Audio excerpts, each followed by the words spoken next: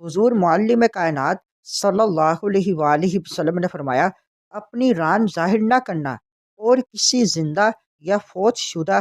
اس حدیث مبارک سے ہمیں یہ سبق ملتا ہے کہ اسلام میں حیا اور پردہ ہر حال میں لازم ہے، خواہ انسان زندہ ہو یا میت۔ بسم اللہ الرحمن الرحیم۔ آج کی حدیث مبارک، ران کو چھپانا فرض ہے۔ سنن ابی داؤد حدیث نمبر 3140۔ حضرت شیر خدا علی مرتضیٰ رضی اللہ تعالیٰ عنہ سے روایت ہے کہ حضور معلم کائنات صلی اللہ علیہ وآلہ وسلم نے فرمایا، اپنی ران ظاہر نہ کرنا اور کسی زندہ یا فوت شدہ شخص کی ران کو ہرگز نہ دیکھنا۔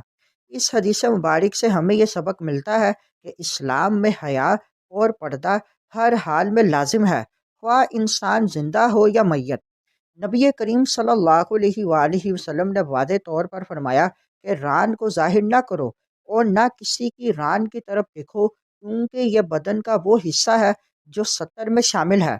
اسلام نے اپنے ماننے والوں کو عزت اور وقار، حیا اور پاکیزگی کا حکم دیا ہے۔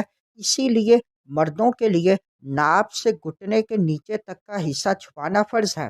مرد کے لیے ناپ سے گھٹنے تک کا حصہ ستر ہے، اسے چھپانا فرض ہے۔ بلا ضرورت تنہائی میں بھی اس حصے کو ننگا رکھنا مناسب نہیں۔ میت کو غسل دیتے وقت بھی ستر کا مکمل لحاظ رکھنا چاہیے۔ نکڑ یا ایسے کپڑے پہننا جن سے ران یا گھٹنے ظاہر ہوں شرعاً ناجائز اور گناہ ہے۔